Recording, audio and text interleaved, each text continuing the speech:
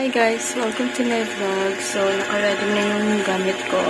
And for today's video, i-document ko almost lahat, depende. Some clips na pagdadaanan namin during the hike. Time check is already 6:57 p.m. So, saktong 7 aalis na kami dito sa apartment. Check it out guys! So, yung meeting place po namin is sa Gateway Cubao. Dito lang po sa may tapat ng McDo.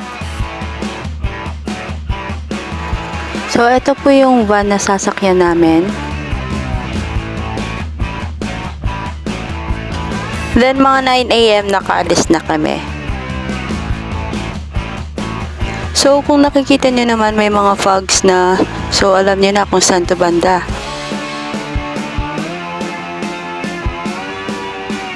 Fast forward, nasa DNR na kami. Sorry na agad, medyo madilim. Hindi kami nakabili ng gloves agad, so buti na lang meron dito sa DNR. Tig 120 lang isa.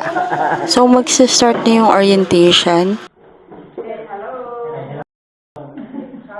Dito i-explain yung about sa iba't ibang trails.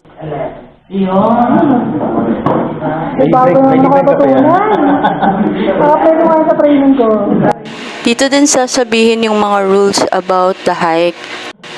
Kung anong dapat i-expect, tsaka kung anong dapat gawin pag nasa summit na. At this point, nakarating na kaming homestay. Yung name ng homestay namin is SMR. Nabook po namin yung package through Universal Adventures. Check nyo na lang yung page nila guys.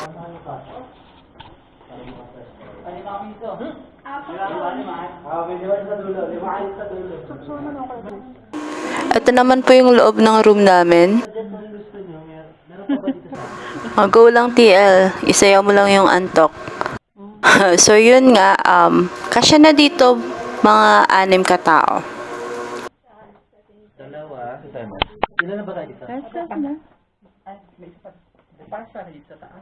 So ito naman yung mga kasama ko. Actually mga ka-office mates ko din to. And of course, yours truly, si Vloggerist, na nakalimutang magpakilala kanina. So nakita niyo naman sa parang intro video ko kung anong yung name ko. I'm Saysay and tinutur ko kayo ngayon sa labas ng aming homestay. Oops, medyo madilim. So, going back, pasok na tayo sa loob. Ayan, si Izel, ka-office mate ko din. And, yan, papasok tayo sa kusina ng homestay. Sama sa vlog. Wala lang ligo-ligo. So, ito mga kasama ko is office mates ko yung iba. And yung iba naman is mga nakasama ko sa hiking sa Mount Kulis way back 2021. Yung iba naman mga first timers like nitong kasama ko sa likod, si Azel, ang kulit ko dito. So ayun, may biglang nag-aya.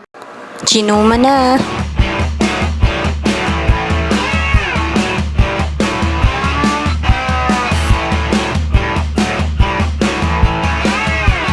Boom. Bilis, diba? Charot. Siyempre, fast forward yan. Nakatulog na kami ng at least 2 hours niyan after kumain.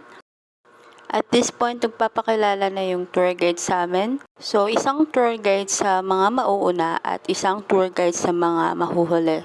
So, ang rule kasi is wala dapat maiwan or if meron man, aantayin sa bawat camp na paghihingahan namin. So, very short lang yung orientation na to. Parang summary lang din ng inorient sa amin dun sa DNR. Bale, prayer lang saglit and then, ayan, ready na para lumarga.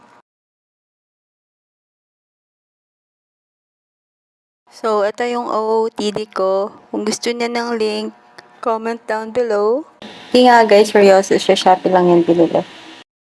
So, mga bandang 1:20 a.m. nag-start na rin kami mag-hike.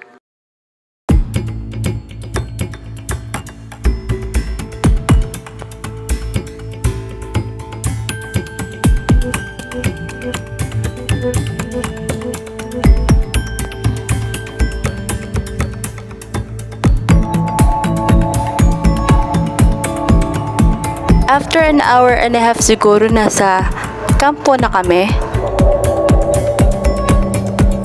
And ito ako nagsasalita. Fortunately, hindi ko napansin na nakamute pala yung audio ng camera ko. So, this na lang guys sa background music. After 20 minutes, naglakad na kami pa Camp 2. Sa part na to, sobrang dilim, di kinaya ng flashlight. And after an hour and a half, nakarating rin kaming Camp 2. Sobrang haggard ko na sa part na to pero hindi ko na rin iniintindi. Paano kasi ang lakas ng ulan? Since nasa Camp 2 na nga kami, medyo kinakabahan na kami kasi baka wala ng sunrise at sea of clouds na maabutan pag nasa peak na kami. Na naman ako nagsasalita wala ngang audio, hay nako. So baka na-notice nyo 2021 pa yung watermark ng camera ko. Sorry, hindi ko na-adjust. Ito namang si Sai Sai feeling Jessica Soho. Actually, hindi ko na rin maalala kung anong sinasabi ko dyan. Well, anyway, sa part na to, nakaalis na kaming Camp 2. By this time, sabi sa amin, less than 2 hours nasa summit na kami. So, tingnan na lang natin. At this point, hindi pa rin natigil yung ulan. Kung makakita niyo sa itsura ko, basang-basa pa din at pagod na pagod. At hingal na hingal. Actually, may inaantay talaga kami sa mga oras na to. As mentioned nga kanina, so inaantay namin every time na may mahuli sa amin. Ang yabang ko pa dyan kasi medyo nauuna kami ng konti dyan eh. So, dito naman ini-interview ko si Hazel. Kamusta naman yung experience sa first time niya na pag-hike? Parang ayaw na nga daw umulit pero hindi tayo sure. So, hindi rin nagtagal. Umalis na rin agad kami. At medyo nagsistart ng lumiwanag. Kaya lang malakas pa rin talaga ang ulan. Sa mga punto na to, medyo nawawala na talaga kami ng pag-asa. Kung makikita nyo naman, zero visibility na talaga.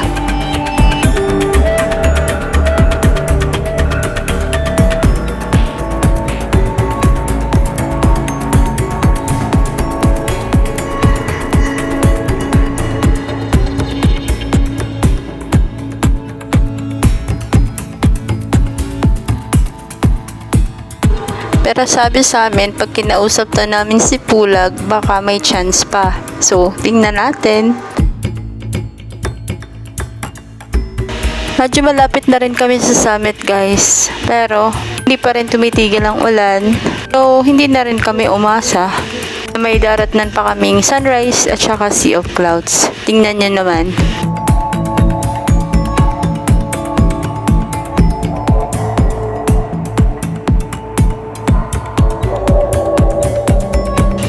So, syempre, medyo mayabang ako dyan kasi medyo nauna na naman ako.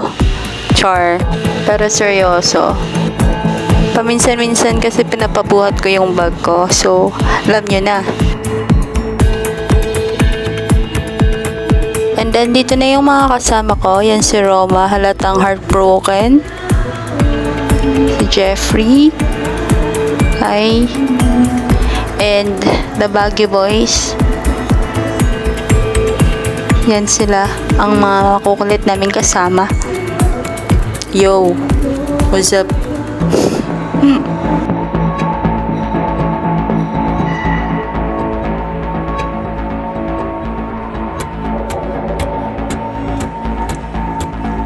So, yung clip na to, galing pa to sa phone ng kasama namin.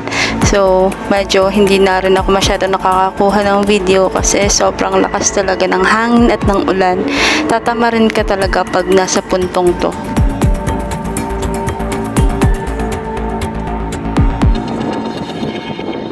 And finally, nasa summit na kami. Pero tingnan niyo naman, napakalakas ng hangin.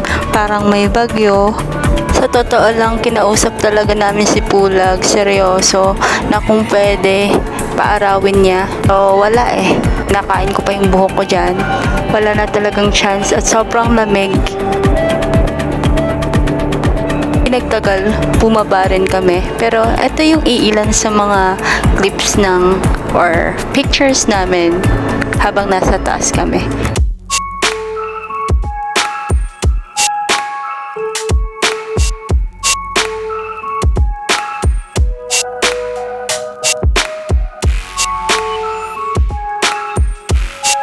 Syempre ako yan, feeling mayabang pero malungkot naman. So di na nga kami nagtagal dun sa taas kasi baka magka-hypothermia pa kami. So eto naman yung clips nung nasa Mossy Forest na kami. To be honest, wala talaga akong gana mag-video na. So buti na lang nakita ko to sa share drive naming magkagrupo. Ayun, gusto ko lang i-share. Apakaganda talaga. Sayang wala talaga akong video na sarili ko. So, di ba kanina na-mention ko na lagi akong nauuna? Well, nung pauwi, lagi na akong nahuhuli. Paano ba naman malungkot, walang magagandang shots at Instagrammable photos?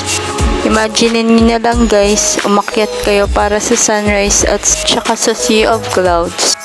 Pero yung mga daratnan nyo, alam nyo na, sea of fogs ba yun? But anyways, nag-enjoy naman ako sa journey namin. Yan yung mga picture namin pababa. Yan yung itsura ng Camp 2 during daytime. Nagpa-picture na rin ako sa Mossy Forest, Instagram purposes. So yun lang guys, that ends our hike. Ito nga pala yung video. Homestay during daytime, naman po yung TL namin na naging TL na ng lahat. Ito yung ng labas ng SMR Homestay. Yan. Dito na po nagtatapos. For videos like this, comment down below.